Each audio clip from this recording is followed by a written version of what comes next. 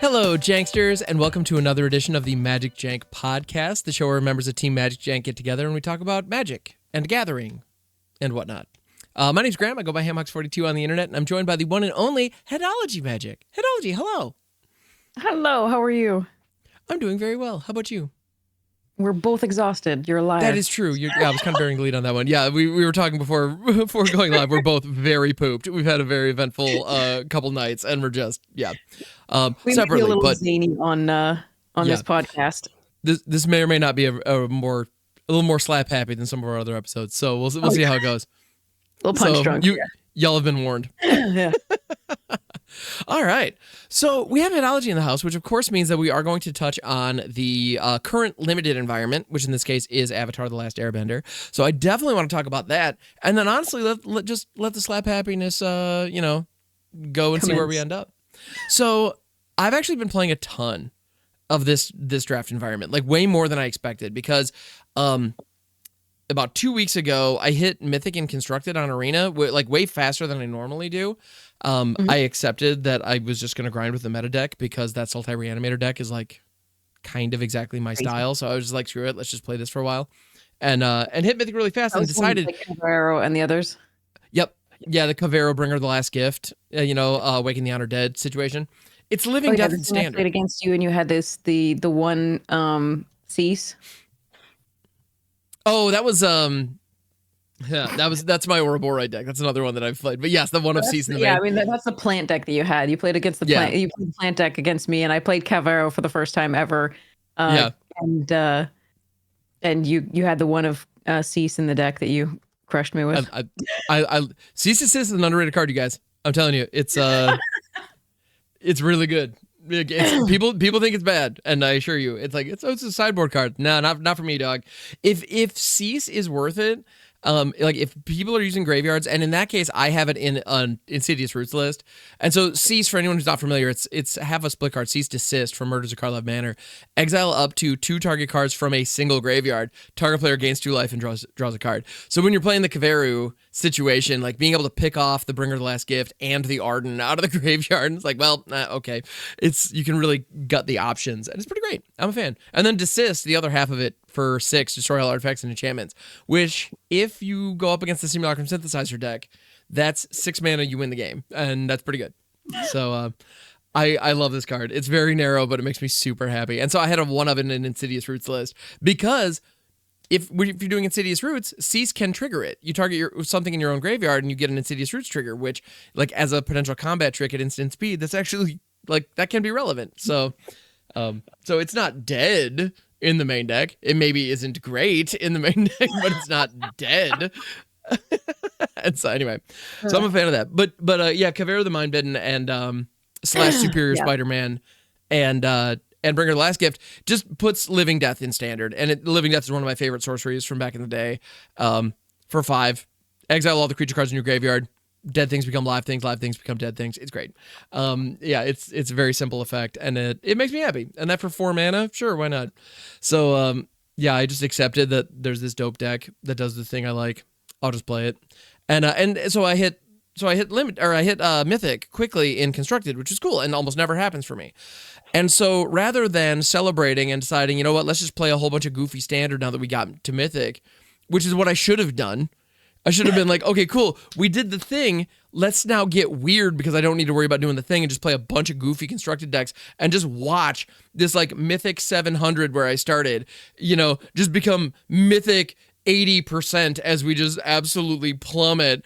And like as we just do goofy nonsense. Like that's what I should have done. Yeah. But instead I was like, maybe I can get the double Mythic, which I've never done before, so let me just be done with Constructed for the month, and I'm just going to play a ton of Limited. Oh boy. And I got to say, it has not gone well. I want to hear your thoughts on this. I have double Mythics before, but it was back in like when I played, the last time I played, it was the time before the last time I played Standard. The last time I played Standard was for the VML. Okay, aside from the one little thing that I thought was going to be draft, that we all thought was going to be draft, the one little tournament with you and your Cease. Right. So the time before that was a VML, and we like made it to the top I think like 36 or 64 players. I forget what it was. I think it was 36. With mono white when one and Neo were still legal. Okay. It was like a planeswalker, just mono white crap thing that could do all the things because it could draw cards, it could do things, no, that was March of the Machines. This is before Sunfall. Oh, it was pre-Sunfall? Oh, dang. Okay. Yeah. Okay, my bad then. Oh, wait, was that the it was just running the Elspeth Planeswalker that made everybody choose, like the opponent choose one creature, and you chose one creature the opponent got to keep, and that was it. And it was running like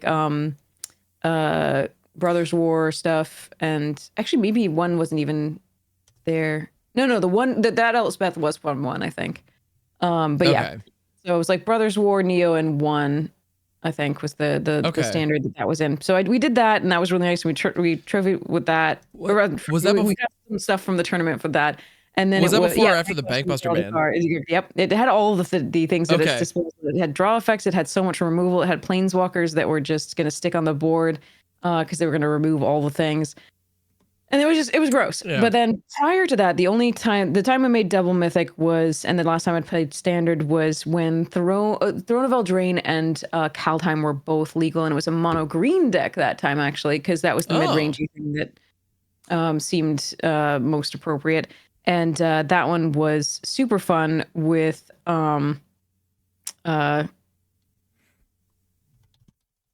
that was just I mean, mono green Kaldheim. I'm assuming OG2 was involved. All the things and and stuffs and going for all the stuff. So excellent. Very cool. It was well, it was pretty straightforward, and that was the double mythic, and then that's the last time I've ever tried to play for double mythic. I do not envy you trying now for the limited format. So tell me what it's been like for you and what your thoughts have been. So that's the other thing. For context, I've never once reached Mythic and Limited. I've never done it because I just normally don't play enough of any one environment. I usually will draft any given set 3 to 5 times and then play Constructed until the next set comes out. That's usually just how I interact. So it's not that like there weren't sets where I could have, I just never did. And with Avatar specifically last season, the previous season, right when Avatar dropped, I hit a number of drafts and I got on a bit of a hot streak and got to Diamond for the first time. And that's that was another reason why I thought, hey, this double mythic run might be a thing. Like, cause I clearly am a genius who understands the Avatar draft format, and we understand each other, so it's going to be fine, right? Yeah, right? Right? Yeah. And so, yeah, well, there are a couple factors of that. One, playing in the ranked queue when a limited format first hits, the number of kind of unwashed masses who are just kind of making stuff up is much more common. And so you get people who like undervalue clearly good cards very consistently. Yeah. Like there was one draft where I put together the most busted Bant Allies deck I have ever seen in like it was like day 2 or 3 of the set dropping, where I literally, and I'm not making this up, this sounds like one of those, I swear this thing, like this fish was 6 feet long kind of a vibe. But like I literally picked up Aang Swift Savior at pick 6, like pack 1. It was like, what the hell are you guys taking? Like it was one of those where I clearly was at a table of folks who didn't like. It's a rare. It's the main character. It's a busted card. Like we're early enough that you're not really established yet, guys. Like I understand this coming at pack 2, or this being like pick 2 or even pick 3. If it's a god pack with like 3 or 4 rares or mythics, like, okay, maybe I value this higher than the people next to me. Fine, whatever. But like, even so, getting this after pack, like pick 2, it's like, how? Like, just how? And that was at a point where like I had already picked up a bunch of other stuff. I got Hakoda and the mythic Appa in that. Like, it was just like that combo of Aang and Appa. I was doing it in draft. It's like, this is not fair. This is like, it was insane. Yeah. So And so like that was a 7-0 where I was just like, oh, sweet. I guess I'm great at this. Like when in fact, I just got lucky with a ton of bombs and a ton of people at my table who didn't know what was going on. And that just happened. So I had like 3 or 4 of those early on. But this season, when I really rolled my sleeves up and decided, let's really hit this, I found that one, starting that grind like in platinum and trying to climb out of that, like platinum 2 is clearly my correct rank in limited, because I have been there for about 10 hours of gameplay, and that is not an exaggeration. I just cannot move past it. And if you're hearing a little bit of like vitriol and frustration in my voice, yes, that's correct, because I feel like early on I saw a ton of synergistic decks where the commons and uncommons seem to be really, really important. And the more I play, the more I have identified the like 5 or 6 bombs that just say you win the game. And there are a lot of, like, there were more of them than I realized. And the more I'm playing, the more I'm seeing them, and the more that people have kind of realized what they are. And yeah, I feel like I'm getting to a point where it's funny. It's reminding me a lot of, when you were talking about playing through March of the Machine, knowing that when you get to 6 wins, the next deck you will play against will have Sunfall in it every time. Like when you get to 6 wins, you will go up against a Sunfall deck because they are sitting at 6 wins. That is just how this works. And I kind of feel that way about a couple of the bombs here. Like, the Bant Ally deck is one that like just pops up, and like, I've noticed that after I get to 3 or 4 wins, all of a sudden the probability of Katara Water Tribe's Hope dropping increases dramatically. And I've also drafted this card, and it's one of those where I've seen this thing hit the battlefield in games of limited now dozens of times. I've seen it lose once. That's it. Like this card just wins the game. If you have literally any other bodies online by the time this drops, your opponent is just screwed. It's insane. And yeah, so seeing that and really kind of experiencing that and running into that, and then also honestly just Arena Limited players in general, y'all are the most patient freaking saints on this planet. The number of times where I would run 16 lands and 41 cards and get flooded, or the number of times that I ran 17 lands and 40 cards and got mana screwed, it was nonstop. I literally had like 1 in 3 runs where all 3 games ran into mana issues off of what appeared to be decent mulligans. Like, the fact that happens so damn much on Arena. There was also there's one draft where I had an insane deck, and I actually drafted the Great Henge, which is on the bonus sheet, right? Now, that deck also had 2 copies of Aang at the Crossroads, so I didn't need to draw this, right? I didn't, because I literally had 2 copies of Aang at the Crossroads and the Great Henge. Right? I drew the Aang at the Crossroads often, and I even got both of them in some games. And if the opponent answers 1, the other one drops, you probably win that game. That's another one of those insane busted rares that oftentimes wins games. But to illustrate variance, and just how frustrating it can be, I went 6-3 with that deck, played 9 games, saw an average of probably 25 to 30 cards because they were all grindy games that went really, really long. I didn't draw this card or even mill this card once.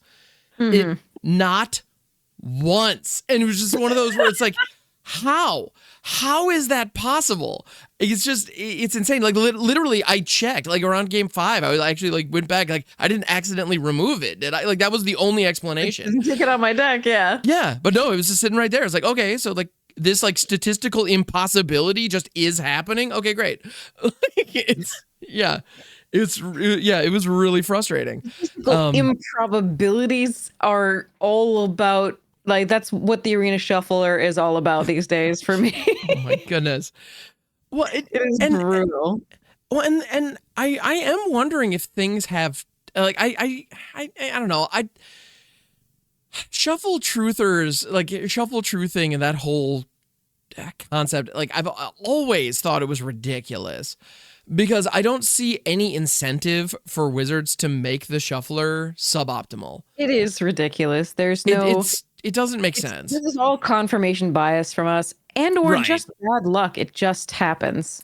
And I'm wondering if like this. Okay, I'm gonna go the other way. I'm gonna put the tinfoil hat on upside down here. I wonder, like, could there have been a scenario where the shuffler algorithms have changed?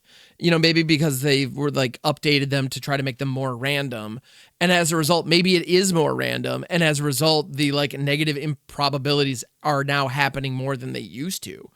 And so I don't know, because I feel like in general, and I've heard from some of my viewers on Twitch that a lot of Magic streamers are kind of feeling like frustrated and burnt out right now. That appears to be kind of we're in a moment. And I think part of it's product fatigue and, and a lot of other elements, like the way that bans have been handled recently. I think there's a lot of frustration in the community in general as it relates to Arena specifically. But I do wonder, because I do feel like I've been getting bad luck more than I used to.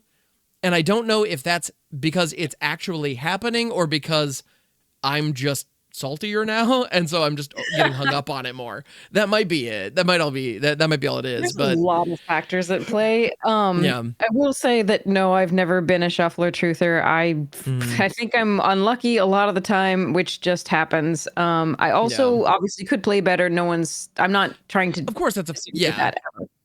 Yeah, we've all been there. Wrong lines. I sometimes punt. I sometimes keep things I shouldn't keep. Or mull things I shouldn't mull. Or haven't drafted as well as I should have. There's always things, factors at play, but I have gotten very unlucky a lot of the time, especially with this set as far as lands go. So just to run through the bad luck that we're talking about here, I know exactly what you're talking about. As far as flood and screw, it does... obviously, again, confirmation bias. You notice when it happens, as well as you notice when it happens more frequently, when you notice the negative things more than the positive. Of course. That's just how humans are built. But when... this set. Sorry. So I have, over the past 2 days... Or actually, no, let's just over the purpose of the set.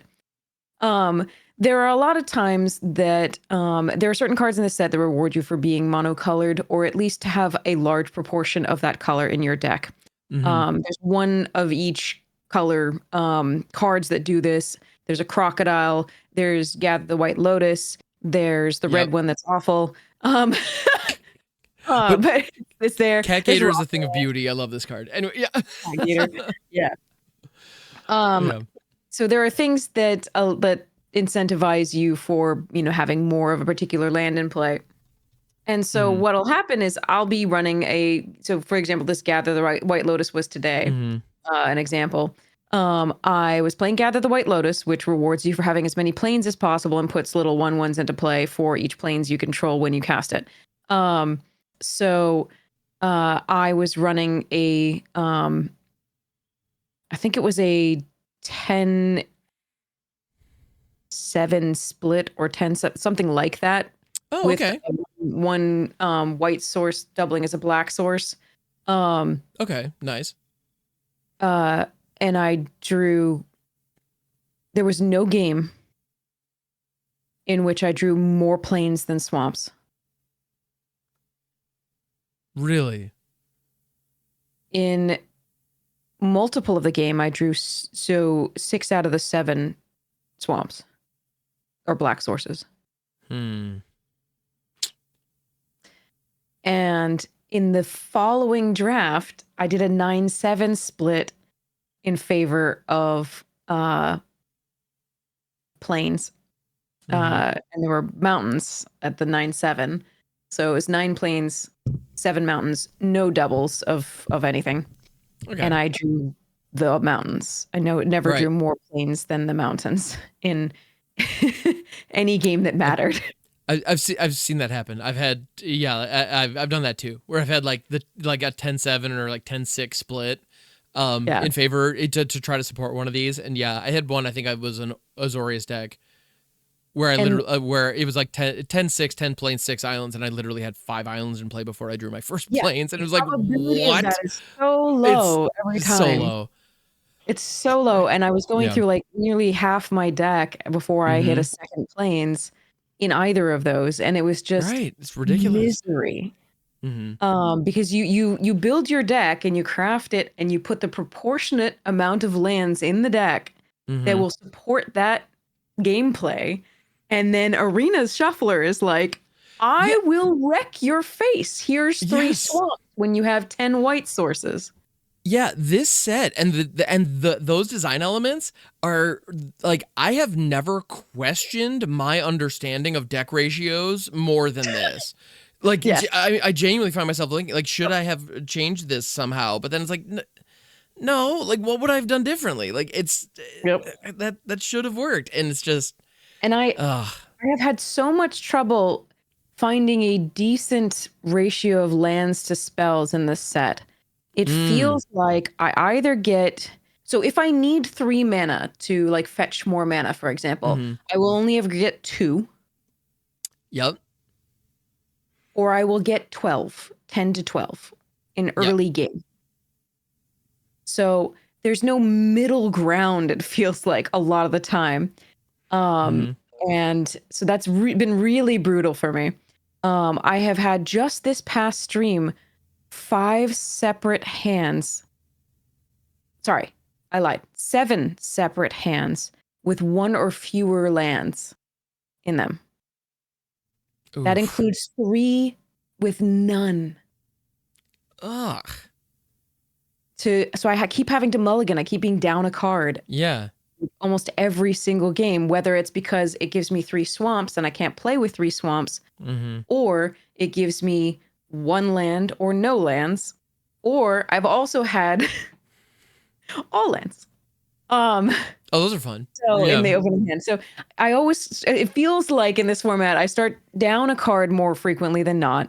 Or I get 2 lands the entire game, the effective entire game, or 12 in the early game. And it's just, there's no in between. Like, it's so bad. And the next thing that I'm going to, again, all of this is a little bit confirmation bias. This is obviously like, remember, it's what's happening. But this is an element of just some sleepy nerds just bitching. Like, that's what this is, to be sure. But anyway, yes, continue, please. And then earlier today as well, what it feels like, it's not real, I'm sure, but like what it feels like is if I fetch a land at any point in Limited, I will only draw lands afterwards. Like, so with the Shrines deck, there are multiple land fetching cards that you use, including the shrines themselves. The green shrines fetch a land. Aang's Journey fetches a land and a shrine. The 3 mana lesson sacrifices a land and fetches 2 basics. And I had and in theory, what you're doing when you do this, when you fetch the lands, is you are decreasing the probability of drawing a land from the remainder of your deck. In theory, the numbers would suggest, yes. But especially when like Kyoshi Island Plaza or that Harrow, where you were grabbing multiples, like that's a considerable change theoretically. Yeah. And then and I have my Shrines decks today. The Shrine deck that I played today. Yesterday, it had the best Shrine deck I've ever had, and it had the best showing, and it trophied, and it was lovely. Nice. But, and I'm still waiting to do it because Shrines are fun to play. They're more interesting to play than a lot of the others, the other types of archetypes in this. Talk about. Having a Shrine deck actually come together is really challenging. But but it has to draw well in sequence, and it has to not draw every single land in its deck save 1. I think we had 1 non-basic left in almost every one of the games that we played, and this was still with 17 cards left. Oh my goodness! Like, it was so bad. Yeah, I think it was 16 by the time I got the all. So I had 16 cards left and Bossing Say, the non-basic, in my deck. But I had all the 16 other lands on the battlefield in multiple of the games. I had fetched up 7 lands, but I just kept drawing them, and that was it. It's ridiculous. So it was just unbelievable, and it feels every time like there's again confirmation bias. Yeah. Land. I've never gone like spell after that. I've always gone just multiple lands after that. It's been so brutal. But again, that's just bad luck. It's just annoying. And I'm sure like it's not. But I've seen that too, and I've got no reason that shuffler would be that this shuffler would be made to do anything to anyone. Yeah, of course. Profitable for Wizards. I know I've definitely gotten to the point though in these games where like I'm just so far behind and I've drawn 4 lands in a row. Yep. And like my untapped overlay is telling me, yeah, you have a 19% chance or whatever of drawing a land here, and I've even said it into the microphone live. We're gonna draw lands here, and it's probably gonna be a plains. Boom! Like it more often than not, that prediction is correct, and like that should not be like that's insane. It's so statistically improbable, and yet it keeps happening. Yeah, to me it just keeps happening. I've experienced that. I've experienced that too. Like I said, with the 2 landers, it's like okay, the deck is I've gotten up to 62% lands, and just. I've made it to 62% and not died yet, right? My deck is 62% lands, and I'm not dead yet. That's very rare that you're not dead if your deck has 62%. Oh yeah, if you've missed that, yeah, absolutely. But I've made it to 62%, and it's just like you can't be serious, like. Right. Yeah, you've gotten lucky enough to hit enough 1 and 2 mana spells to be able to do something and just kind of like hang on, but but still couldn't make a game happen because at that point you're just waiting to lose. Yeah. So anyway, that's all my bitching about mana. But yeah, mana, like so I've just had so many issues with that. That's been a huge problem. Where you go on a run of like 6 lands in a row and you're just like, well, there's the game. But when you couple that kind of mana, those kinds of mana issues with, for example, by the way, like, sorry, I do want to bitch just a little bit further. No, by all means. Non-basics draw you cards, so the lands do something at 4 mana plus the land, right? So 5 mana total. Oh yeah. So it's not as though, right? So yeah, Kyoshi Village is one of them. For example, you sacrifice a land, draw a card. I've been doing that and still drawing lands. So it's not like I'm treating these lands double as spells effects, right? Mm-hmm. So Ba Sing Se, right? Kyoshi Village, right?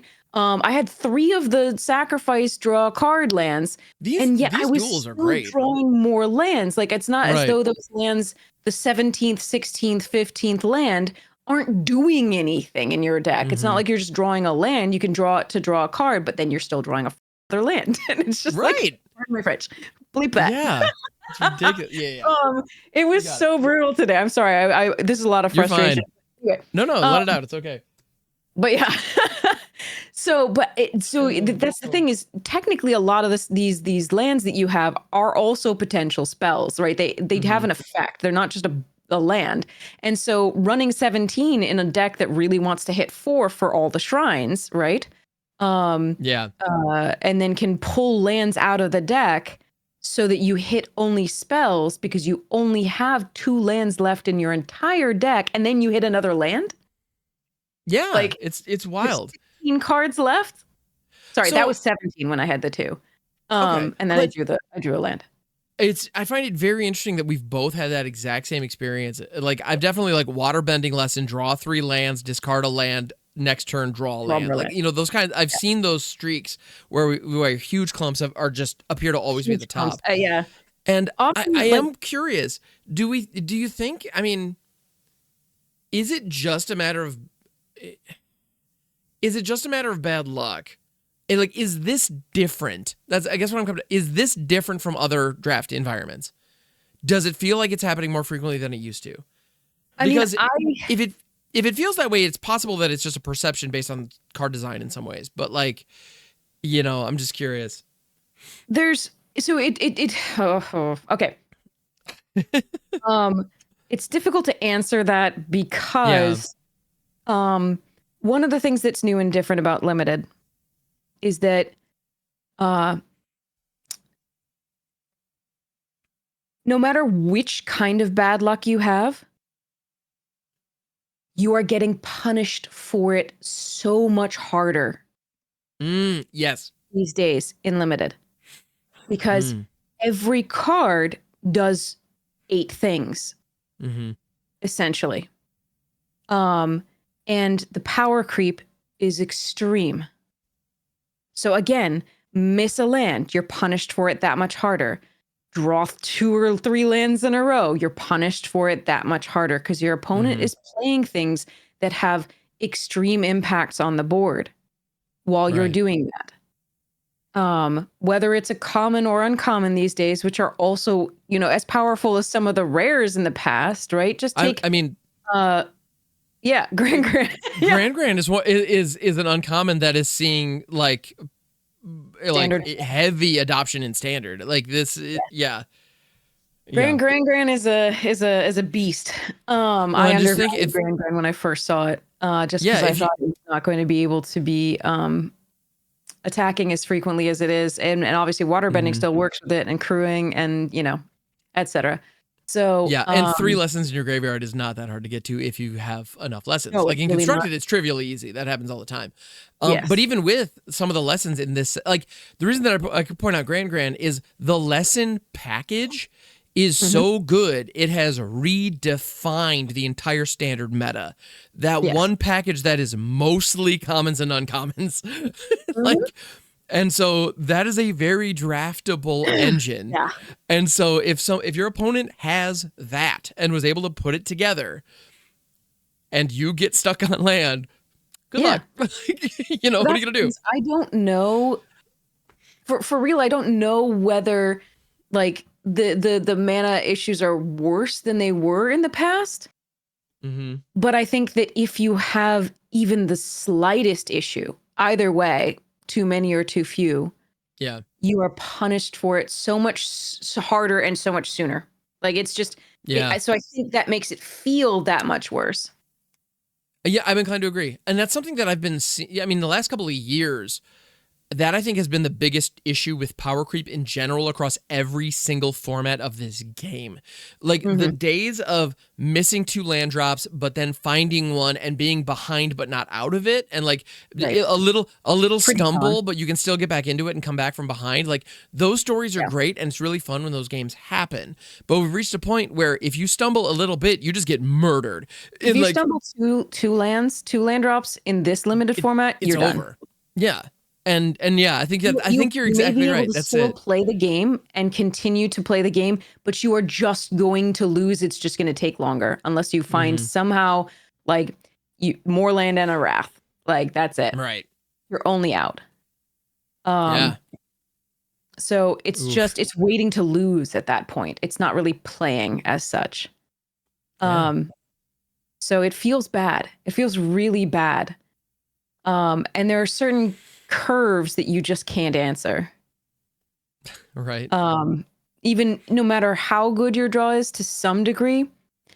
So, and then that's partly because there are multiple. So this set doesn't remind me so much of March of the Machine, which had, you know, the reason I didn't like March of the Machine was because it was essentially play boosters before play boosters were a thing. But you still could only get a max of 2 as opposed to the 4 that you can get here. Sure. 2 rares and mythics. But the reason I hated that, but this is worse. Yeah. Right. Because it's play boosters, because there's 4. And so it's just the power level discrepancy amongst the rares is unbelievable. So this one reminds me more of Dragons of Tarkir Dragonstorm, Tarkir Dragonstorm than it does March of the Machines. Because the Tarkir Dragonstorm had about like 8 to 10 S tier bombs that had above a 65% win rate. So it had, you know, Meringue River Regent, it had Elspeth, it had Ugin, it had the Assault that did 3 damage to everything, then pooped out dragons for every land you played. It had the Roar that put 2 5/5s into play for 5, and then gave them all double power and all your creatures double power.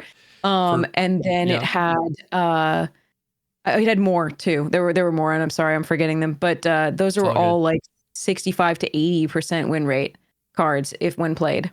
And so when one of your opponents can open one of those or two of those or three of those in their packs, or get handed one because it's in their colors, right, and not in the opponent's colors, not in the previous drafters' colors, and you can open something like on the bonus sheet that is literally unplayable.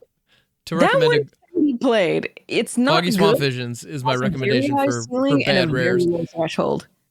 So I don't usually play it, but that's not unplayable. Check out some of the bonus sheet cards that are just legit. You cannot put this in your deck.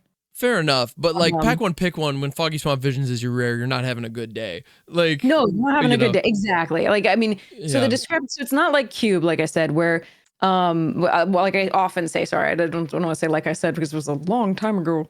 But like it's not like Cube, where everything in it is a powerful card in and of its own right, or enables the most ridiculous synergies. Right, but like Drannith Magistrate is in the bonus sheet. Remember, if they airbend something, they can't replay it. Oh, okay. So fair enough. I guess that actually has a lot of things. They can't replay it until they get rid of it. I think of that as such a commander card. So bad, but it has some utility in the set. So if you get like Avatar's Wrath and you airbend all their permanents and you have a Magistrate in play, cool. But again, it's not great. But there are some literal unplayable cards in this. Absolutely unplayable, just Fs. You cannot put them in your deck. Training Grounds is in here. Training Grounds not great. There's not a lot of activated ability. Well, I mean, there's there are some, exhaust or whatever it is. Yeah, they're a handful, but yeah, no, I get like. Yeah, I'm trying to think of some of the like Fire Nation cadets. I guess you could reduce its cost by 1, but I'm not. You want to go down a card for that? Like, I'd rather do something that ramps. Like that's What are we doing here? I think it's cost by 2. But yeah. Well, but it can't reduce the mana cost to less than 1, and Fire Nation cadets cost 2, so it would only reduce it to 1. Sorry. So like it's that's not worth it. Yeah. Okay. Your Fire Nation cadets is the little one that fire breathes for 2. Is that correct? Yep. Yeah, that's the one.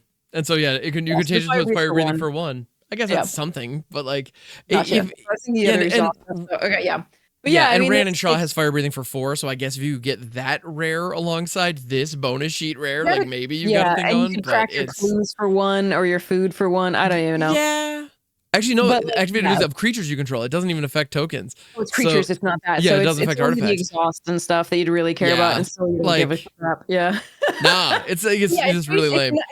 There's like no utility for this card compared to all the other stuff. So and does it reduce? Like I've come up against so many people where if I'm not having this bad land luck, I'm facing down 3 or 4 or 5 bombs, like literal bombs. So earlier today, my opponent went turn 3 Raven, which is a 2/3 that exiles cards from the graveyard. And when it exiles creatures, you get a clue token. And when you draw a second card per turn, you drain opponent for 1. Meaning you gain a life and they lose a life. But then they did turn 4 Legend of Kuruk. Gross. And then they played later on the 1/3 that poops out a clue token every time you cast a non-creature spell and can turn those clue tokens into 3/1 flyers. Oh, the Mechanist. Yeah, that guy. Yeah. Every time I've gotten him, he hasn't done squat. When I've gone up against him, he absolutely destroys me. Anyway, yeah. That's just how that works. Like that, right? Yeah. Yeah, when my opponents play it, it's like I don't have anything that can block flyers and no kill spells. But whenever I play it, I play it, I only draw creatures and lands, and like even though my deck has 10 non creatures in it or whatever, like that's usually how it goes. It's not even necessarily that they have a kill spell. I can't use them. Like it doesn't activate. Exactly. Yeah. So there's multiple things going on in the set. So like Tarkir Dragonstorm, it's got a bomby deck, right? And it's who has the most bombs. Versus an aggro deck that's going to punish you if you don't have early game or removal. Yeah. So like Tarkir Dragonstorm had Boros/Mardu aggro. That was the fun police. They could win with commons and uncommons, and often did. This one has mono white or white blue flyers that can just aggress the hell out of you. I've had more success when I just accepted that, like, just take Messenger Hawk higher than you want to, and you'll probably get past a Teo and it'll be fine. Like, I have found that strategy has been frustratingly effective. Like, well, actually, that's not even usually the combination that happens. Is like first time flyer into glider into Teo. Yeah. Oh yeah, no, first time flyer. That's definitely, this thing is insane. And then they clinch whatever you do after that, and then they have one piece of removal and you're done. Yeah. But like, so there's the aggro decks. So there's that are either mono white or blue white flyers, right? Mm-hmm. There's the bomb decks after that. Like, so there's no in between really, because if you have a synergistic deck with commons and uncommons, and you got one rare, right? It's going to be very difficult for you to win, because you not only have to take care of the decks that are aggressive, so you have to have early plays and early removal, but you also have to take care of the ones who have like 5 bombs, which means you also have to draw your removal exactly on time for those as well. And you have to have impactful cards that will, get through those bombs if you can't remove them right away. So you have to have bigger cards in your deck, but those bigger cards are going to punish you against the aggros. And you also need something that has reach or like all sorts of stuff. It is really, really difficult to work with this. And of course, decks, there are obviously times where you get lucky and your opponent doesn't draw their bombs, or your deck does what it needs to do in terms of synergies. Like black-white decks can win. It's just you kind of need a Wrath at least in there with your synergies. I had one black-white deck that absolutely crushed, that I believe I trophied with, if I'm remembering correctly. I got 3 copies of Tools of War. 3 copies of Tools of War, as long as was how I got there. Their own is fine. And they didn't. And most of my opponents did not. So that was the only way that I was able to make it happen. If it wasn't for that, no chance. And I drew two or all 3 of them in a number of games, and that was And so the engine was able to turn. Sacrifice deck, but again, a lot of since the bombs are so heavy, the removal is plentiful, which means that a lot of the decks that rely on things getting big with counters, right, like the sacrifice deck, which has the pirates that get bigger with counters. It has the 5/4 sand people thingies. The right single file to hide their numbers. Anyway, no, I don't mean that. But like that different IP. A little bit, but it's fine. But I'm sure we'll get there. They attack, you sacrifice a creature or artifact, they get a +1/+1 counter, draw a card. Those, again, they're vulnerable to the bounce that exists in blue. They're vulnerable to all the removal. So it's just, it's work. Like there has to be work done in the sacrifice deck to really get through. And so the more rares you have, the better, like to keep going for that. But it does feel like it's really less about, so it's very important to curve, extremely important, as we've discussed, especially against the aggro decks. But then it's also really important to have a million pieces of removal and or big things to deal with the bombs on the other decks. So that's a further level of punishment if you don't have exactly the thing that fits the situation. Yeah. Because you can keep a hand that starts on 3 on the draw and be dead to a curve. Yeah. Absolutely dead. Yeah, if you happen to be going up against an aggressive deck, that's just yeah. And play versus draw is a huge thing. It gives a huge advantage. Goodness, yes. In this limited format, because again, everything is so powerful. Even the 1-drops do stupid things. Oh yeah. So curving out is super important. and having bombs is super is important if you haven't curved out perfectly. Right. And then being on the play is really important. It's gotten to the point where it feels like there's so much variance involved, and there are so few actual games where really it is the skill level that determines the win. It really feels these days that more variance has been introduced because of the power level of these cards. And the commons and uncommons, like I said, as powerful as they are, they do not compete with these rares that we're talking about. Yeah. They just don't. No matter what, you can get like a really synergistic thing if you miss like a little bit of something and then they land Wan Shi Tong, or they land the Wrath, or they land the United Front, or whatever it is. United Front's disgusting. That's There's so many cards that just read I win the game, and they negate all previous gameplay. Yeah. And it's very difficult. So you also have to be judicious with your use of removal. But the thing is, you're dying to stuff, so the tempo play that you were needing to make with that removal could be a problem. So, for example, they play a 4/3 Azula. It's black. Yep. It's four mana, 3 and a black. Azula on the hunt. That when it attacks, you firebend 2 and create a clue token that, of course, you can then crack with that firebending 2 and just get further and further into advantage. But you're like, okay, I can't have that attack me. I need to use my 1 removal on that. And then the next turn they land that serpent, the 5/5 like flash, or they land the Wrath 2 turns later that you're gonna need to kill, right? The Wrath of Sozin, or whatever it is, the Sozin's thing, and or they land Roku, or like it's just right. Many things where you're just like, okay, well, I used one of my very precious pieces of removal on a card that was very, very good. That if it went unanswered, probably wins them the game. But then they play this card, Right. So being patient with your removal is key in this format, certainly. But there are so many cards that just need answering anyway, that you're just like, okay. But even this, right, is not on the level of anything that we're talking about for those other rares and mythics. Right. So there's still that power level discrepancy. Whereas this would have been a rare in any other format. This is a card. It ran a 4/3 for 4 that attack, lose 1 life, draw a card in black. I mean, that's like, I understand. Okay, sorry.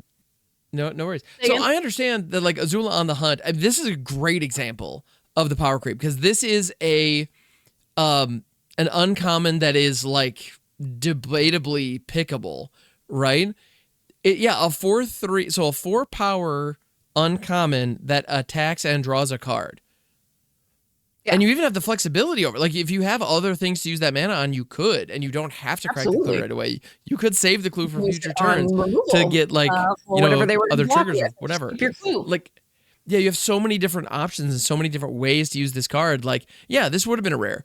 And now we're at a point where like picking this highly is a decision that people could disagree with, like, because our options are just so stupid good. It's not so. Like, is removing this a problem? No, you need to kill this. Yeah, but you're right. Like, but this is the worst thing they have. And if you're on the draw, right, and they're attacking in with this, and you are tapped out with your 2 little creatures, sometimes you just have to throw them in the way and hope they have nothing. But then you get blown out a lot of the times, and it's so brutal.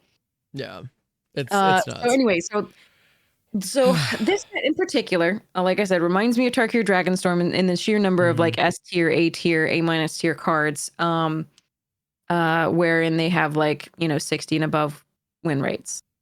People got upset about the 70% win rate for Sunfall. Sure, and appropriately, but still. But yeah. Anyway, sorry about the sniffles. Oh, you're good. I don't know what, yeah.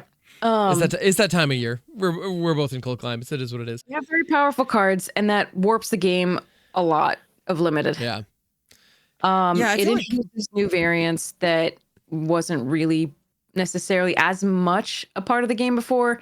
It still was part, but when you were, facing down usually a max of 2 to 3 rares, right? Maximum. And those that it was unlikely that they'd be all in the top half of your opponent's deck. Right. That and none of them sort of really read I win the game. Yeah, not like these do. Yeah. Not quite like these do, exactly. Like not just like like you have no hope. Like abandoned hope, all ye who see this card. Yeah. That was limited for me. It was a sort of it was something that meant that the skill with which you played and the skill of the deck building with the synergies and things like that could really make up for a lot. I find these days that a really synergistic deck does a little bit less in the face of that. And in the face of these things. So this is just it's rough because it feels like, I mean, with the advent of play boosters and how poorly they were received by the limited community, almost everybody agrees, and they've done studies, that this just makes draft it makes draft a lot worse. And it destroyed sealed. I agree with that. I mean, the variants these days. The 5 bomb deck, that is a very rare situation if there's truly only one rare or mythic in each pack. Yeah. But these days you encounter it all the time, and you're just like, well, cool. Neat. I guess we're here. Yeah, we're doing this again. All right. Yeah. Exactly. So that's just rough, and I wish that weren't the case. These days I'd be perfectly happy playing with Peasant, right? I'd be perfectly happy playing with the commons and uncommons. I think you'd have fantastic games still. Oh yeah, I think you'd have better games than with the rares. Yeah. Well, it's funny because there are a few rares that are still acceptable in terms of just like they're good enough to be rares, but they are also not going to warp the game in the same way that many of the others do. Right. So they're fun and they're good and they do fun things, but they're also not just absurd. Right. And so like maybe a few of those you could keep, but I would rather just get rid of them entirely and just play with the commons and uncommons, because like you saw, these are a good game to be had with the commons and definitely. Oh yeah. But I think that the color balancing on the set was not great. Mono white is by far the winningest possibility. Now, a lot of the times that gets corrected for a little bit by people taking white very highly. Sure. So it can be more of a fight to get a good mono white drafters at a table usually, although again, it being all the commons and uncommons is okay. But then you get the people who then splash the blue for the other flyers and things like that. So it's not like you can't pull into, something else aggressive at that point. But white just seems to be overpowered for this set. And that's a little bit annoying. Yeah, no joke. I haven't seen the numbers, but it feels like blue is probably not, I don't know, maybe not too far behind it, or maybe it's just that it supports white so blue's very good stupid too. well. Yeah, I mean, again, the white blue flyers thing is very nice. Yeah, that white blue flyer is actually excellent. Yeah. But green and black tend to be weaker. And red is somewhere in there. It depends. Yeah. Well, and earlier, like we mentioned Cat Gator. Like, I love Cat Gator because it has this payoff for going into mono black that just domes the opponent. And the thing about this is it's an uncommon, and if you're the only person who's heavy black in your pod, which is likely because it's not good, you can get a deck that has like 2 of these and a Zuko's Conviction in it and just go nuts. It's very fun. So it's possible. Like, I'm not saying it's necessarily good. You're probably not going to trophy with that thing, but you can catch people off guard. Kind of amazing too, because I actually did a mono black deck and I only had 1 Cat Gator in the deck. So I'd only ever seen one. Only one was probably opened. And I faced a blue black deck that drew 2 Cat Gators before I drew my 1. What? Yeah. It was really silly. And they recurred it too, so that was great. Lovely. It was fun. Arena does tend to, if again, confirmation bias, but it feels like it mirror matches you a lot of the time. Yeah. I played against my own rares so many times. People who have my rares, like that, the deck I was talking about earlier with the Raven, the Kuruk, and the 1/3 Mechanist, or whatever that was. They, I had a Raven in my deck. Ah. Ask me if I saw it. I'm assuming no, because we're talking about it. Yeah. But yeah, anyway, I did see it in like the third game, I think. But yeah, it was brutal. Yikes. But it was just like, okay, so you have my best card, but you also have you have these other great cards. Yeah. These other lovely Bears and Mythics. Okay. Oof. Yeah, so it's just so the top color, just to give you an idea, across all ranks on Arena, mono white has a 27% win rate. Oh. The next best win rate is mono black with 19.7%. That's a huge gap. Okay. That's unprecedented, really. But let's just go diamond to and mythic. Let's apply that filter. Okay, let's focus in. Yeah. Mono white still has a 28.9% win rate. Interesting. And the is it with 21.8%. Holy cow, still massive gap. Oh my goodness. Yikes. So to give you an idea of how color imbalanced this is, the best performing color it is in fact the exact thing that I thought it was. In terms of the best performing colors, it is white, blue, red, green, black. Okay. So that makes sense. That's fun. So for anybody out there who's wondering, for across all of it, the best performing colors are white, green, blue, black, red. That's across all of Arena. So it's different when you get into the diamond to mythic, as opposed to when you get into the regular. Except that mono white is still stupid. Yeah, at the end of the day, mono white just being busted. It just is. Yeah. Yeah. So yeah, if you're ever wondering, man, why is no one taking Dai Li agents early? Let's not focus and shoehorn ourselves into the worst color pair right off the bat. Mm-hmm. Yeah, which makes me sad. I love Kalgari. You were talking about the played win rate for that Aang is 65%. I believe it.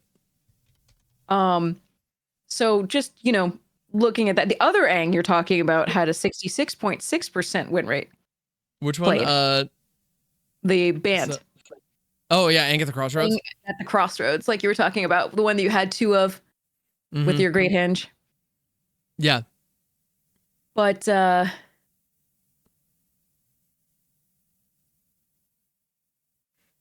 United Front has a 69.1% played win rate. Nice, 0.1. All right. Legend of Kuruk has 69.2%. Nice, 0.2. Yes, excellent. Yep. Ko has 69.5. Oh, this is ridiculous. Uh-huh. Yeah, this is Rise of Sozin has 68.4. Okay. That Noxus Gear Hulk from the list, the bonus sheet has 71.6%. I believe it. Yeah. Even Earth King has 65.6% played win rate. Boomy has 67.8%. Wan Shitong has 66.4%. Then Coma from the bonus sheet obviously is a silly card to play, obviously, but has a 74.2% win rate. So that's just the S tier cards. There are 1, 2, 3, 4, 5, 6, 7, 8, 9, 10, 11, 12. 12 just the S tier. The A plus has the Aang at the Crossroads that we were talking about. Okay. And Great Henge and Legend of Roku and Azula Cunning Usurper. We haven't even gotten to the. So do you want to know what your Katara is at? What the one that comes to mind is the most unbeatable nonsense that's available. Yeah, where that's an A-. That's not even in the AA plus or F. You gotta be kidding me! Like, it does have a played win rate of 67.2%. So my perception of it being busted is accurate. It's just the amount of other busted stuff. Busted. It's just there's all sorts of other stuff that is also busted. So that's the thing. It's just. It is so gross to have these, like, even though, like, insane. Oh god, there's just so many. Okay, anyway, so I'm not gonna name any more, but like when we're talking about this level of win rate for like so many cards, obviously you'd think to some degree that they'd cancel each other out, but they really just don't, because it's about when you play them as opposed to your opponent and whether you have more than the opponent has. And do you draw them, right? How many do you draw? So it's just, it's so brutal a lot of the time, because I'm just sitting there like, I have one rare in my deck and I'm playing against 5. Like and they just drawing like 3 of them already because reasons. Yeah. And to kind of rephrase the primary issue is this amount of variance is removing player agency. We have fewer opportunities. We have fewer opportunities to make decisions that are meaningful, that matter. You know, at the end of the day, like, we're not choosing what to play. There is an obviously correct sequence, and we have opportunities to screw up, but I don't feel like I really have a choice in how a game plays out often these days. I mean, there sometimes with attacking, when you're interactive, they go longer, that where the decisions matter, where you can showcase any skill and like that you have in terms of evaluating the correct lines, or not necessarily the correct lines, because there can be multiple correct lines, but there can be more optimal and less and optimal lines. And so, you know, and you can explain, you know, what you're thinking, what you're playing around, so on and so forth. And there's just less time. There are fewer times where that really is what the game is about. It seems to be about, okay, do I draw this bomb or do I not? And again, or do I curve perfectly? Right. Do I miss a land drop? Do I draw 3 lands in a row? Like, so it's just there's less and less about, you know, playing Magic and more about tap down the lands, play this card. Yeah, and if I wanted that kind of a gameplay experience, I would be playing Uno more often. Like, if I want my decisions to not matter, we have Uno, we have War, there are a ton of games where it is predetermined when you shuffle, and you're just kind of filling time with someone, you know, just cause. Like, yeah, I play one-on-one Uno with my 9-year-old kid all the time. It's delightful in that context. It's a thing that we can kind of play through and talk about, and it's an experience we can share. It's not an interactive game. You know, that's not the point.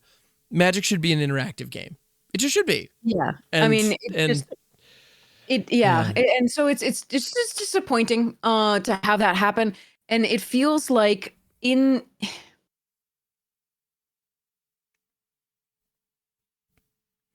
we have said about play boosters and about, you know, especially with the combination of power creep and play boosters, because even with these types of cards, which, you know, read I win the game, maybe if you only had one of them, right, that you would encounter per draft, that would be acceptable, right? Yeah, it was almost like you're not going to encounter multiples of those necessarily, right?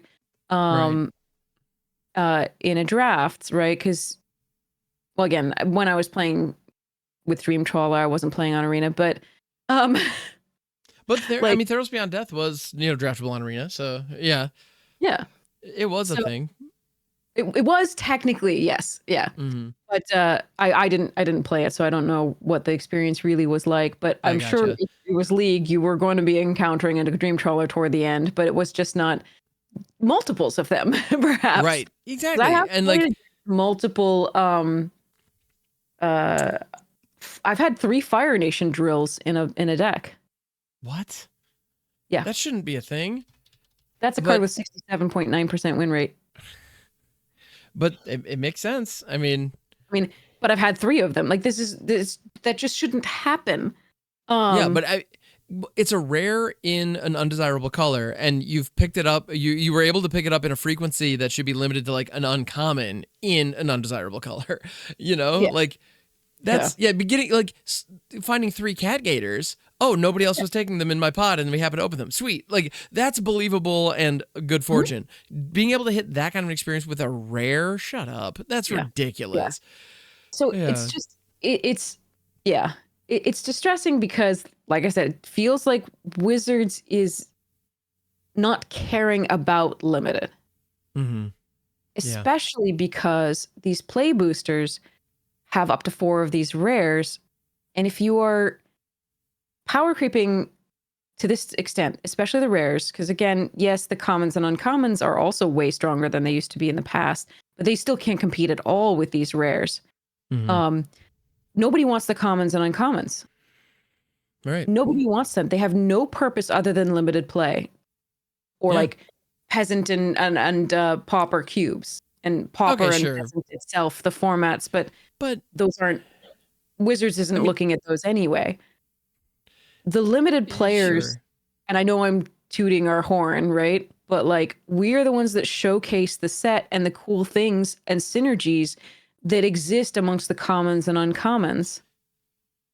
And if you make limited unplayable, if you make it pure variance, right?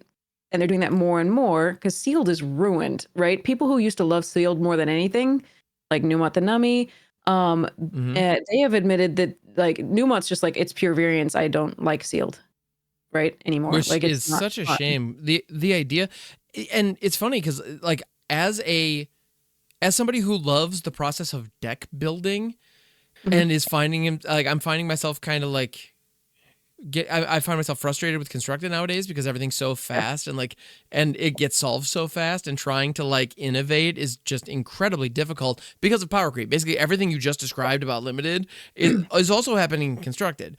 That's just how power creep affects the game. And I do find myself thinking, like I've had that thought a couple of times recently where it's like, maybe I should play more sealed, because the challenge of like trying to build a deck with just like a tiny amount of stuff is kind of a cool thought, and maybe it could scratch that deck building itch. But yeah, nowadays hard pass. No way. Because some people have 12 rares in their pool and then can select 6 to play with, and you can have 6 rares in your pool and 3 of them are unplayable bullshit. Yeah, sounds terrible. So, and then that you sounds can only absolutely one awful. of those rares that you can actually fit into the colors that are supported. So like it's pure variance. So like the Ham TV, Numot the Nummy, Tolarian Academy, Tolarian Community College, they've all said like sealed is ruined. Like it's just done. And so it's just pure variance. Like, yes, there is always going to be some skill involved in Magic. Like don't attack here and lose your creature, right? Right. Or, hold up this quench right now if you can. Of course. I'm not trying to say there's no skill involved, but I'm just saying we've eliminated so much of the areas in which you could showcase skill and use your skill to actually win a game of Magic. That it's just, I mean, I played earlier today. I played a person with an amazing deck. That was the one with the Raven and the Kuruk and the 1/3 Mechanist. That person threw away multiple cards and the win in the first game. Yeah.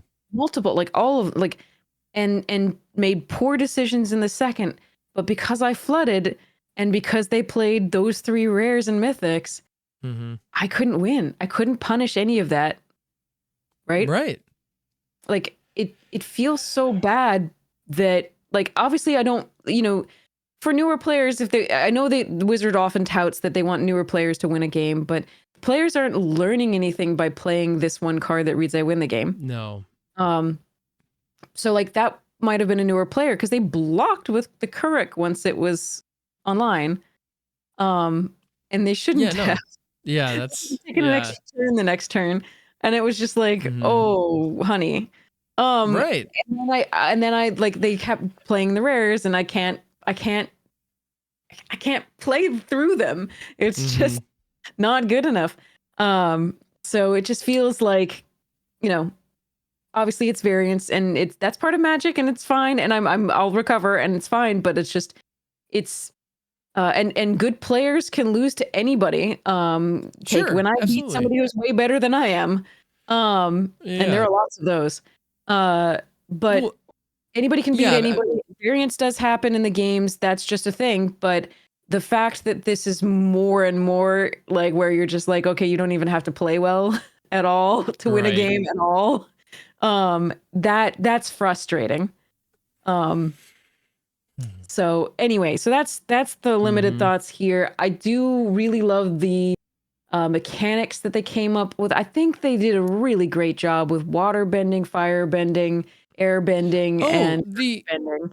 The vibe is on point. They've adapted the source material into Magic very nicely. Yeah. I think they did an amazing job with the design of the set as far as those mechanics. I thought they did a really good job, and I just want to play with the commons and uncommons forever. They're so great, and that same thing with the last few sets, the commons and uncommons. If I could play with those sets as like a cube, I'd be so happy. Just the commons and uncommons of the cube. I'd be so happy to just do that. And I don't know where this is going, and to lead off onto something else that I to move on from limited and go on to something else a little bit. So the preview season for Lorwyn, which I was very excited about, is tiny. Yeah. Not only in terms of its temporal length, but in terms of the people who have given preview cards for it. And given that we have already been sort of overwhelmed with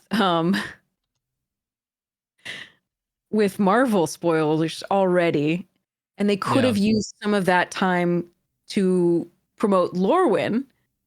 So it was a choice.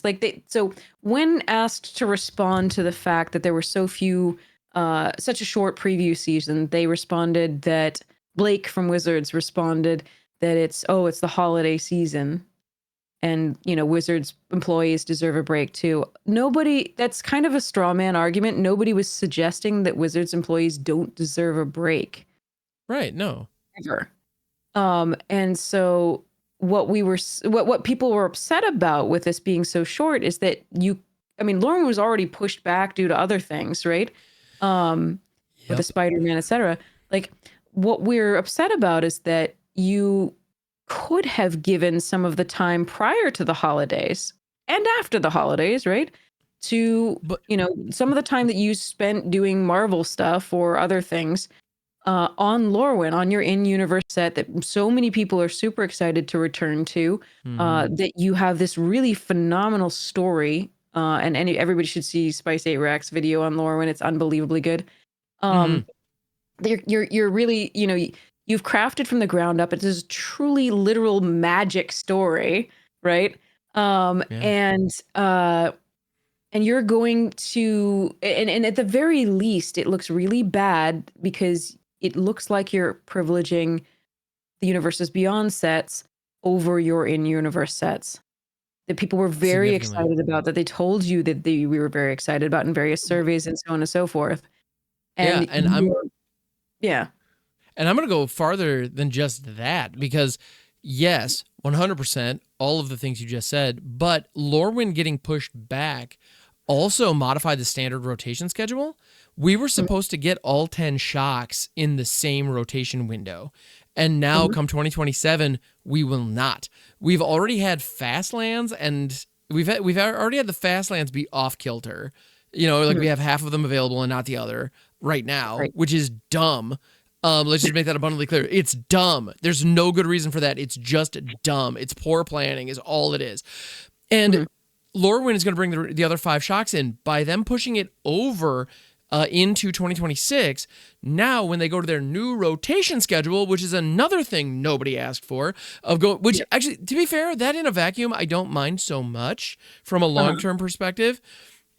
they're now going to go starting 2027. The rotation is going to happen at the calendar year instead of just like an arbitrary date in August or September. So, all right, fine. Like, that's okay. However, because of those two factors lining up the way they do, we're now going to have half of the shocks. We're going to have 5 shocks available, like we have right now. And then after the rotation, we're going to have the back half of the shocks available for another year. When they're rotating differently. So they're prioritizing Universes Beyond properties not only above their own in-universe properties, but also above the integrity of their competitive formats. Yeah, the integrity of the formats, the gameplay. Exactly. And so it's been really distressing. And not only that, but and I don't know if you can bring up the graphic for the YouTube viewers, but if you look up Lorwyn previews, right? It'll give you the little article there. And I just want to illustrate something for them. If you just bring that page up, you don't even need to be zoomed in, but you can just see, if you scroll down to the bottom, you'll see the list of people given previews, content creators given previews. Mm-hmm. Yeah, I don't have an easy way to pull it in. They'll get a sense of how short that is when we then show them the avatar one. Yeah. No, we'll illustrate that because, looking at this, as far as the individual days go, well, and even I wouldn't be surprised if Avatar was even lower than, like when you look at Edge of Eternities or some of those, like the numbers, like any given day could have 20 previews in it. And this, the most we have, there's a single day with 7. And one of which is the official Magic the Gathering YouTube channel. Like, yeah. But there, as with all the sets, I do think limited creators get the shaft. Yes. Because no question. They could give us commons and uncommons to show off. And I promise you, we can show why they're cool and what neat synergies they might have, or give commander creators the multicolor legends, give standard creators the efficient rares, and give limited players the commons and uncommons. Like, it's why not? Well, it's mainly just like give more people more things, because one of the things that Wizards did that I'm not sure whether anybody else is aware of is that essentially placed the blame for the failure of the Spider-Man set on content creators. Especially the limited, because it was not going off the shelves for the limited. And people weren't buying boxes because I mean you don't want to draft with them because it was not a good experience. Mm-hmm. So it was part of this was like they were like, okay, well, how much did your content creators influence your opinion of this? And it really wasn't the content creators' fault, and it was also not previewed well. There weren't a lot of people previewing stuff. So I feel like the more preview cards you give out, and the more you can hype the set, and people are seeing it and getting excited for it. And I don't understand why Wizards doesn't take the free money, like the free promotion.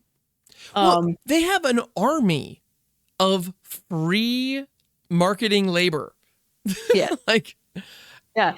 And that's the thing is, like, again, that's what us. That's what we do. Creators are as well. Like, not just the people who play the standard and the constructed formats, but the limited players are the ones, that people are getting excited about, like some random ass common and uncommon from the set for. Like, oh hey, this suddenly does crazy stuff, right? Like I'm sure that a lot of the people will try out new cards who are playing constructed. They're like, I'm going to try out this uncommon or this uncommon or this common, right? But a lot of the times, newer players are just and people who don't watch the competitive stuff as much will watch limited players and be like, okay, that card is doing crazy things, like the accumulated wisdom or whatever it is, and oh look, in sort of ancestral recall, like what are you doing? So it's just it feels bad because it feels like Wizards is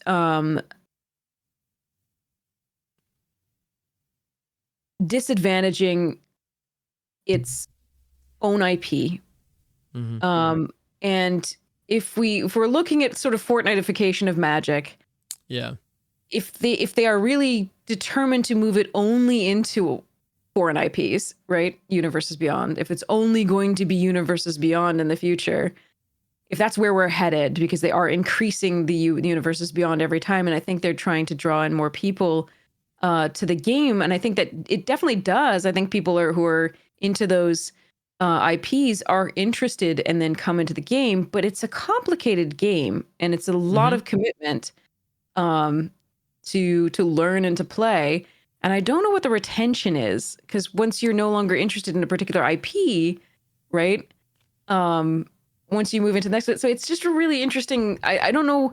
It is a quick money grab at that point, but it might not be the staying power and like so on and so forth. So there's a lot going on there. I don't pretend to understand the mechanics financially of all of this. I have not looked into that at all. And I don't know that I would be able to interpret those numbers if I did. Right. Because I think Wizards hide some of that at the very least. Sure. Yeah. But yeah, I mean, one hopes they're doing what's best for the game, but they are a company, and I'm not sure that that's actually. I'm worried that Hasbro doesn't necessarily have Magic's best interest at heart. And I do know that Magic will outlast whatever Wizards does with it. I know that Commander will still be around, Cube will still be around, Magic will still always be played. Whether it's official or not, just like certain games like Star Wars, the Decipher Star Wars and Star Trek. But I would hope that they would take more notes from the community. Now, they did walk that Monster Hunter secret lair back. They did, yeah. So there was going to be a secret lair Monster Hunter, and there were a number of criticisms against it. All of which I believe were fair. And basically the card value was lousy. The selection of what in-game, creatures and assets were mapped to what, like there was literally a soul ring that showed like a dragon with a bunch of stuff shooting out of its wings, and it's just kind of like, how is that a soul ring? Like it didn't really make sense. And a lot of people called them out for it and basically just said, this is ridiculous. Come on, Wizards, do better. Well, I mean, at least they listened to that, but and they did. Well, they did listen to it and they did roll it back, which was great. And as a result, those cards will not be sold. One detail though that I've seen pointed out, I don't recall exactly which card it was, but there was one card that they previewed that had a typo in it. Yeah, like an honest to God, just wrong character in the wrong moment. I don't remember exactly where it was, but it was just a clear, honest typo. Like, no way you can spin it, no interpretation where it's okay. Magic's done that a lot in the more recent sets. It's happened, absolutely. And, like, the quality control in general is its own discussion, but I can't help but wonder, did Capcom look at that and be like, I'm sorry, what? Like, you're not gonna, like, our property is not gonna have this on it. And so it's possible that they already were going to open up the hood just to get that typo fixed. And as a result, they weren't going to run any of these layers that maybe they've already printed. Like those already weren't going to go out. And so now they had the opportunity. Well, the pressure is your point. Yeah, because the other company probably said something. This what allowed them to go back. And it's only because they had a screw up.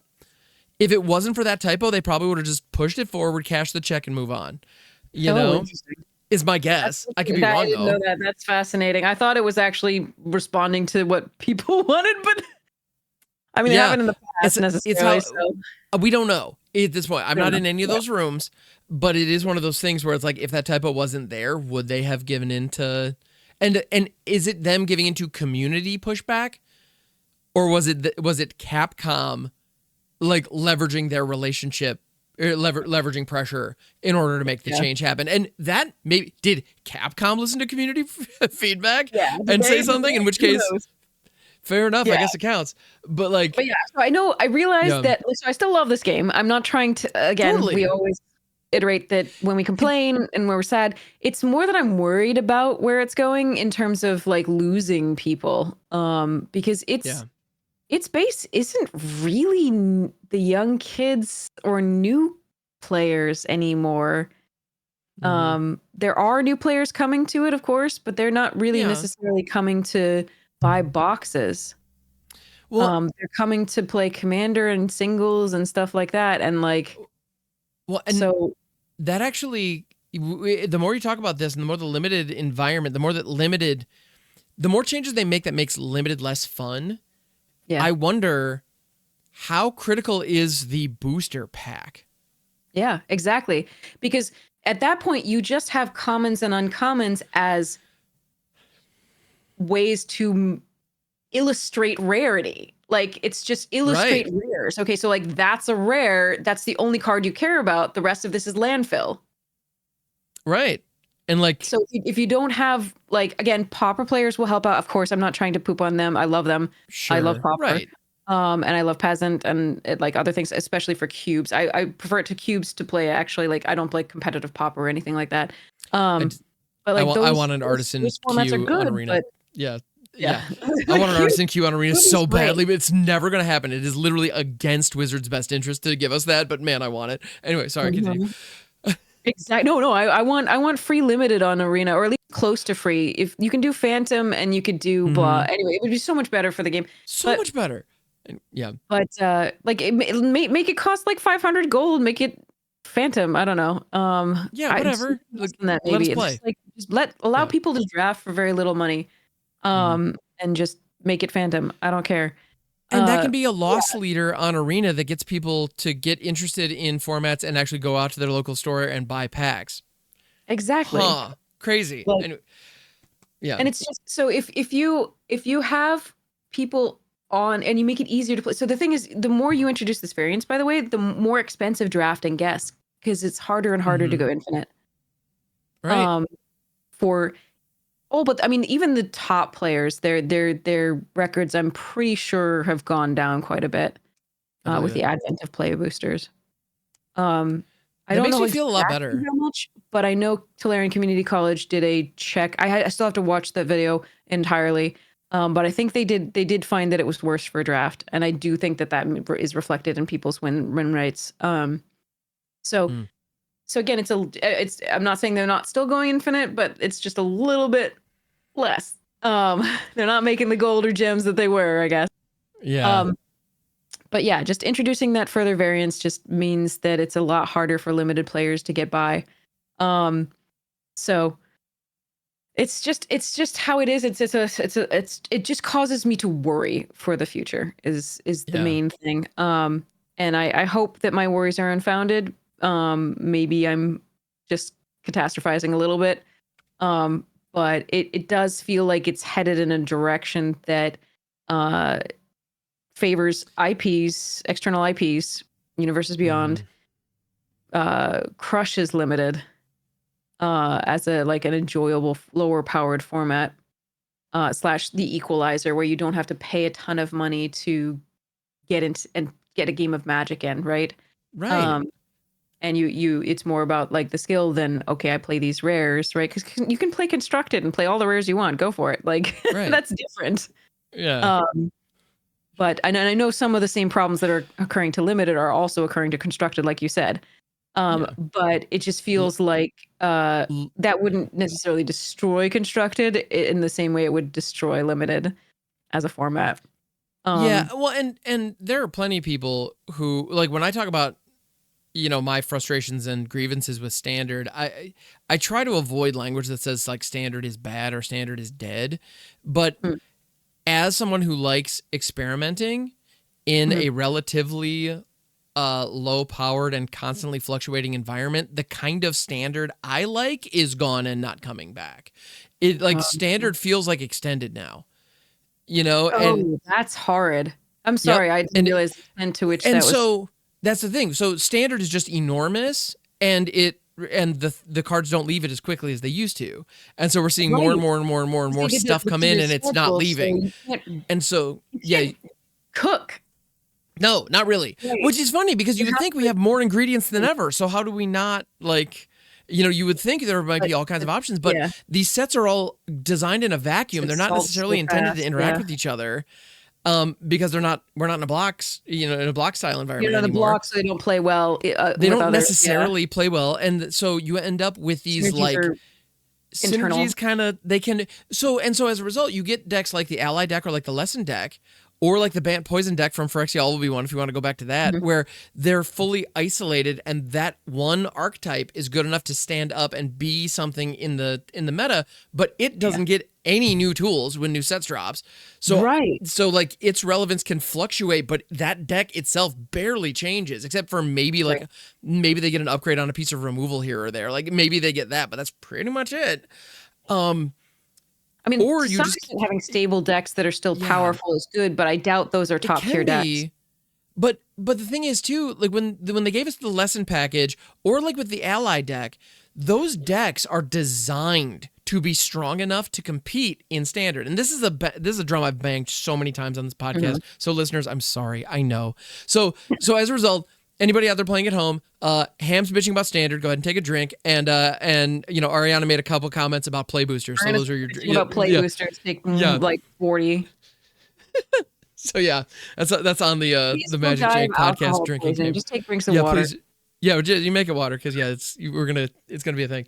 But anyway, so the reason that like those archetypes are designed to like holistically exist within one set, but be good enough to compete at the current format, and so that speeds up power creep so much. Like when I looked at the ally deck in current standard, it literally reminded me of the Boros Energy deck from Modern Horizons. Like this looked like a standard Horizon deck that they just handed us. And it's like, you gotta be kidding me. And so when I heard that they were, starting to design for 3-year standard, that is not what I thought they meant.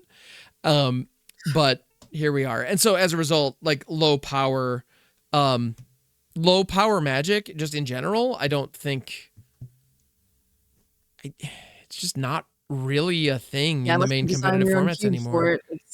Yeah. Yeah. And that sucks. Yeah, it's rough just because again, it doesn't give you time to make those cool decisions and to cook and to do fun decks, and everything's being fun policed. Yeah, it's frustrating.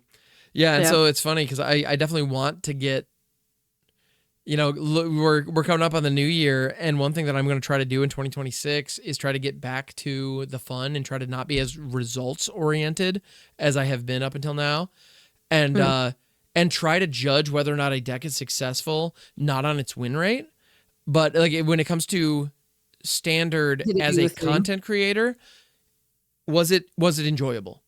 If I spent 2 hours with this deck, it's not a matter of did it win or not. Did we have fun, explosive moments, and did the chat start moving, and did we have fun with it? That needs to be my definition of success now, instead of the win rate. That's you, but the problem with personally, but those explosive moments can be that like the removal's so crazy these days because of the power creep that they can interrupt all your fun. Yeah, and that's part of why they can be a little less fun to play. 3 mana 5/1 sweepers are commonplace now. That is a thing that multiple colors can do. Like, what the hell? So no, you're absolutely right. And so the chances of those decks, I hope that you'll find still some fun that are fun to play. The problem is with the cooking stuff these days, like with cooking the low powered and or like janky stuff, you get interrupted so quickly by these things. It just, you don't get to have the fun a lot of the time. And that's the problem, is that could be great and fun, but you won't see it necessarily. And I hope that you can see them. Plus, for the limited players, the monetary investment is the key. So while, like, I get that constructed players have a monetary investment in like crafting the cards, as they go. But as an arena player, I drop about $100. Craft that deck again, and you can just play that over and over and over again, and not be hemorrhaging funds. Correct. Like, limited is hemorrhaging funds if you are hitting these bad variance streaks. It's pay to play.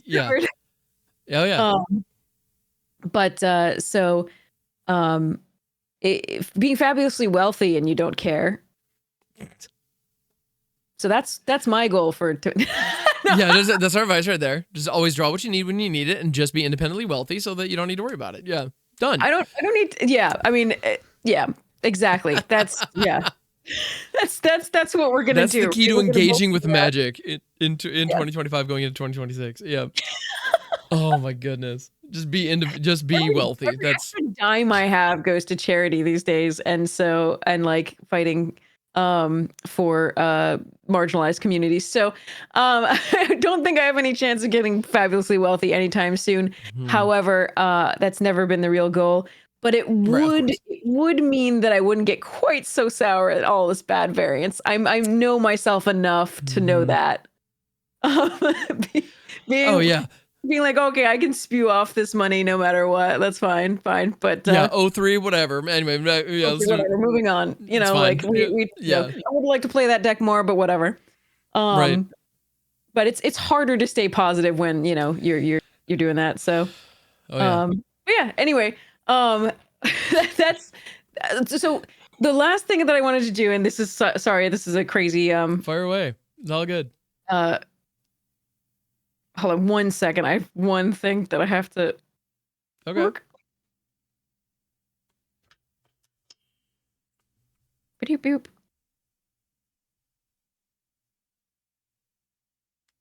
boop.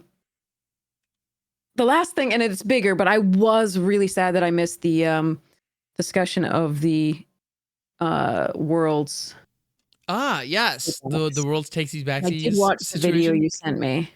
Okay. Yeah. And I don't know what you all said because I didn't listen to the podcast yet because I didn't want to have my thoughts be. Ooh, no. Okay, all good. Okay. Yeah. So just really quickly, I was very upset. Oh yeah. Yeah. I realized that if your opponent lets you take something back, you are technically allowed to take something back. Yes. And as long as the opponent and the judge are okay with it. Yeah. The judge has to sign off on it though.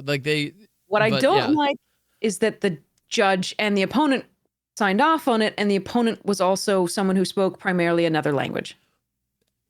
Damien brought that up in our discussion. Yes. Additionally, at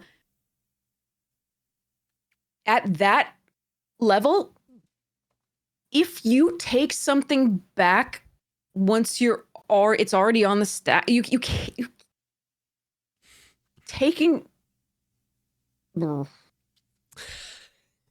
Sorry, I'm still really upset. So I don't know if you remember, but there was a while back. There was a really crazy tournament in which there was a player. I'm so sorry, I forget his name. He was playing against Paolo Vito Domino de Rosa, PVDR. Yes, I know exactly where you're going. Okay, and he had a Hazaret on the board. Yep. And he had 2 cards in hand, and all he had to do was play one burn spell to put one, so that he had 1 card in hand. Craziest, luckiest top deck. Found it, but it was a sorcery. Yes. Yep. And it was a sorcery. Sorcery burn spell. Yep. You need to play it prior to the attack to be able to attack with Hazaret. Mm-hmm. And he touched Hazaret and turned it to the side. Did he even touch Hazaret, or did he just say go to combat or something like that? Like, I think he might have said go to combat or something like that. Said, yeah. He did something, and it indicated that he was going to combat. He was definitely in the combat phase. He had indicated it somehow, whether he said something or touched something. Like, I think he said it. They did not allow him to take that back because that's the highest level of Magic. You do not get to take that back. I mean, your opponent can let you, but they shouldn't at that level. Right. That's just keeping the integrity of the game. Now, yeah, and I believe Paulo was apologetic, but he's a very good person. This is not to say he's a bad person for not letting this guy take it back. No, it's the game. It is game at that level. If you are going to be on that stage at that level of Magic playing, it's devastating I wanted to cry for this guy. He was such a good guy, and he took it so well. I would have been in like hysterics. Well, and nobody in that situation was having a good day, and even the casters, you could tell, were like distraught at seeing it happen because everybody watching. Nobody, even I'm sure he felt horrible. Yeah, the way you win a Magic game is if your opponent messes up. Right, and like I want to say, like even Paulo's body language, he kind of like got so like I'm sorry, but like he didn't seem to be having a good time. Like even though he's benefiting off that happening, like he didn't want to see that either. So and it does suck to win that way, but that is also still Magic. Yep. Now and money's on the line. It is what it is. Like taking back things is Manfield made a habit of that. There were multiple instances in that video where he would do something and then take it back. And the reason that's really bad is it gives you information about your opponent's hand that you should not have. It was almost as though he was testing some of the times whether the opponent had a response to a particular action. Do you think that was the intent? I don't know whether that was the intent, but it looks like it. Right? Okay. Fair enough. That way. I think he was just messing up royally. And I think that was on a monument. That was the big thing that the triggers and realizing that it would kill him if he did the boomerang basics on the monument. Well, he was already doing the triggers. He's like several steps into this. He had already targeted, placed the spell on the stack, and now he's talking about triggers. Like that's like you should never be able to take that level, like that tiered level back. That's awful. Number one, but number two, he then knows that his opponent doesn't have an instant speed response to that boomerang basics. Like that's information you should never have at that level of Magic play. Now I understand it wasn't illegal because the opponent did let him take it back, but I really don't think I know many Japanese players can speak English fairly well and understand English fairly well. And I know that many of them used to playing at that high level, and that he probably made an informed decision. In theory, I don't want to assume that he didn't, but I just want to mention there is a possibility, since English wasn't his primary language, that he thought he was agreeing to something that he wasn't. Now, he could have then reversed his decision once he saw that if that was the case. Right. It also would have looked weird if he did. Sure. So there's just that possibility that haunts me a little bit with the language barrier potential. But I would like to say that player is the classiest act I've seen in a long time.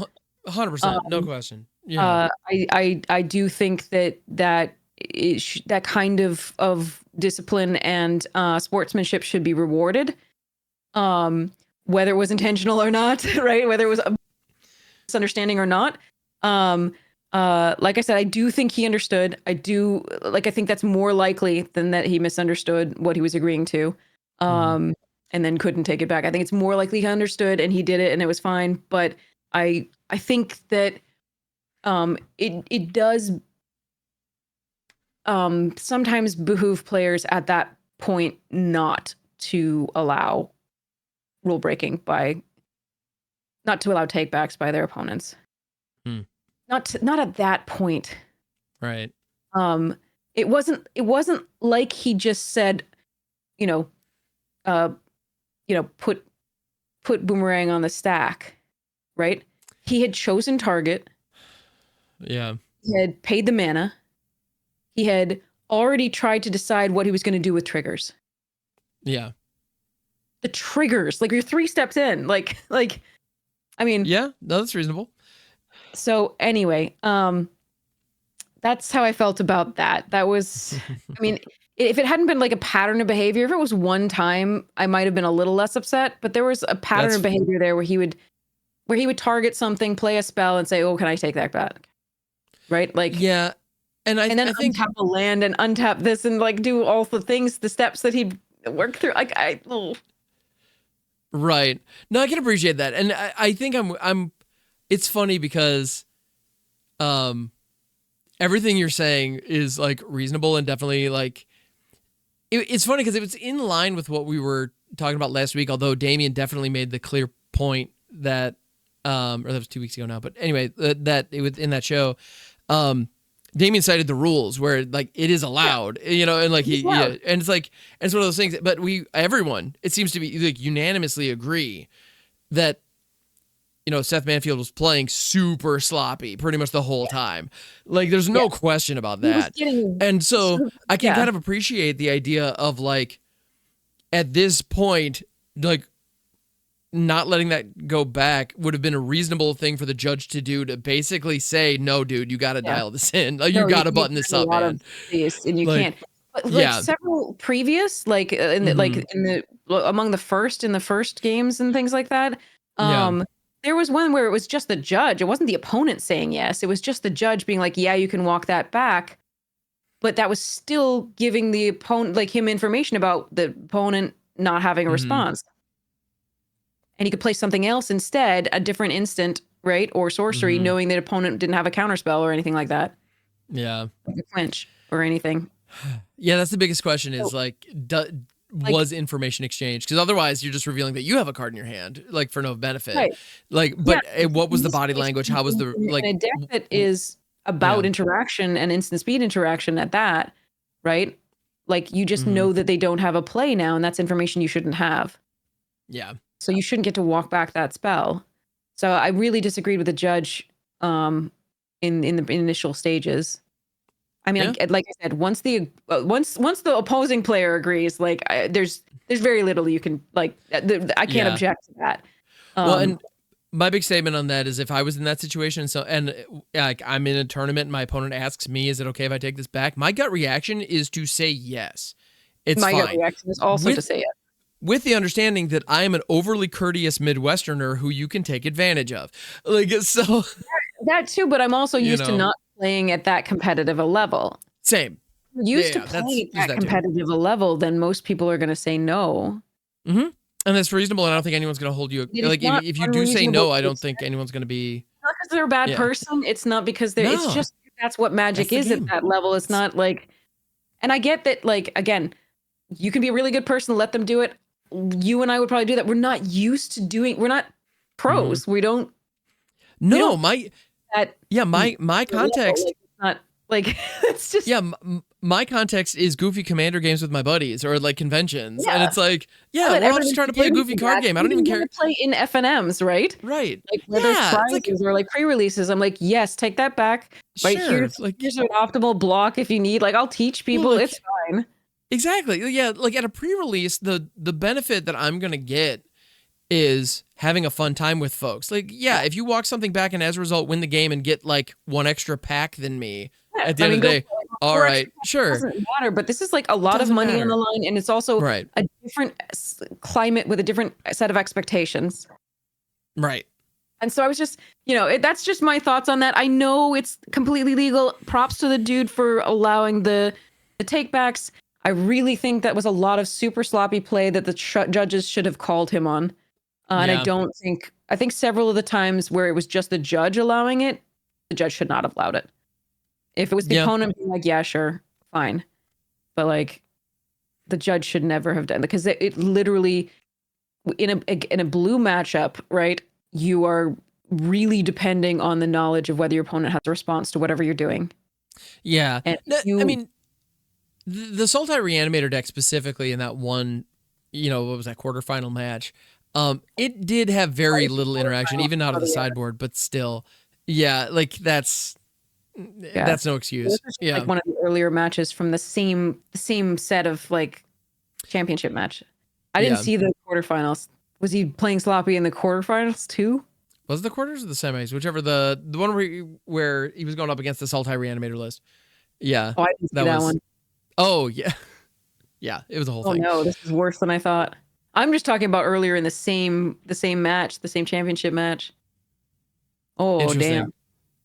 Oh, no, there were multiple instances. Against Izzet, the same thing. He was Izzet and he was we've been literally you and I have been talking about different matches when this occurred then in that tournament. Oh. Wow. Oh, this is so much worse than I thought. Interesting. Yeah. Oh no. Fun times. Anyway, sorry. No, it's all good. But no, revisiting that and getting your thoughts is fun. I appreciate that. Thank you. I got it. Anyway, sorry.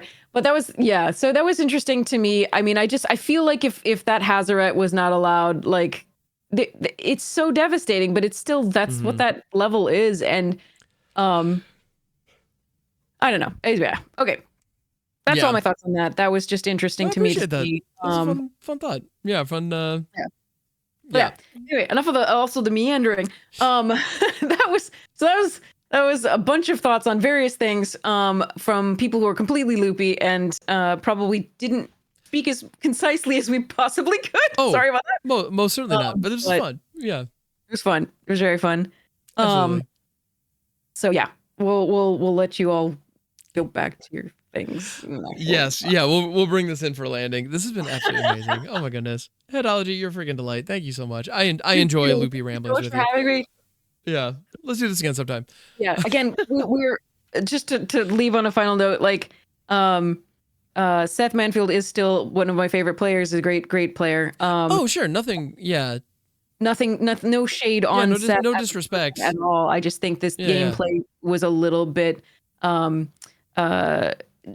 disappointing in terms of how it was handled by the judge, etc. at the thing, and then how it went down at that highest level of Magic. So that was that. No shade on anybody there. I think decisions are decisions at the heat of the moment, etc. And it, like I said, it was probably all legal and within the rules. Definitely, it wasn't like wrong as far as the rules go, but it was just a little bit disconcerting.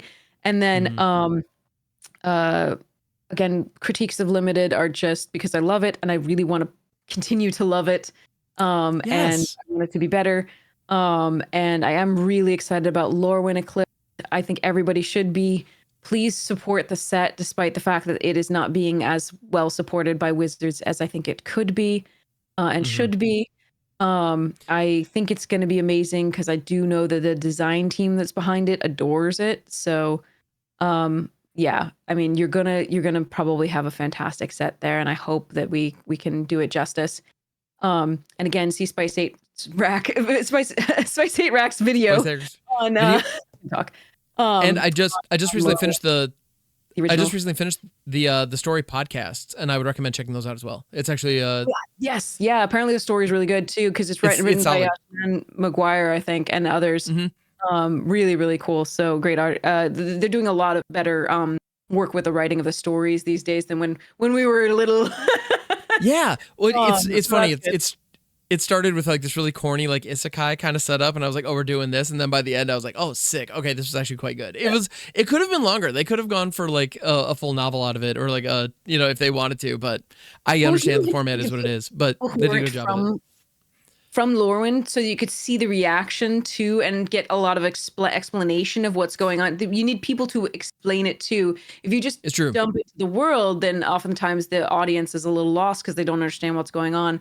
So this was really nice to have people sort of discover it, and you get to discover at the same time. That's what I heard about the Isekai thing. It fit. It did work in this case. Yeah. But yeah, so the Lorwyn story, do the Lorwyn thing, and then again, we all love Magic. We're to keep loving it. Just because we critique something, I mean, honestly, we wouldn't spend this much time caring about something enough to critique it if we didn't love it. So yes, 100%. Yeah, that's that. So again, sorry for the general negative tone, but thanks for listening. Yes, we appreciate you. Falling out. I wonder if I have the wrong size. That could be. Yeah, that could be. Or maybe my ears just don't like them. Also a possibility. Man down. Okay. All right, listeners. We'll catch you on the next one, everybody. Later. Cheers.